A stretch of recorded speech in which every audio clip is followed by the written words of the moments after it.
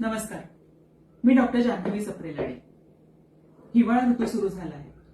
पूर्वीच्या काळी या ऋतूमध्ये घरोघरी मेथीचे लाडू बनवले जायचे. मेथी चवीला जरी कडू असली तरी हा पदार्थ आपल्या स्वयंपाकघरातील एक अत्यंत गुणकारी असा पदार्थ आहे. हिवाळ्यामध्ये थंड वातावरणामुळे आपल्या शरीरातील सांधे किंवा स्नायू थोडे टाईट होतात.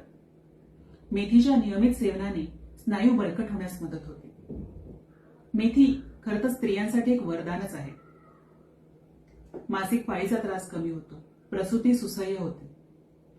पूर्वी बाळंतिणींना मेथीचे लाडू खाऊ घातले जायचे, कारण त्यामुळे स्तनपान करणाऱ्या मातांमध्ये दुधाचे प्रमाण वाढण्यास मदत होते.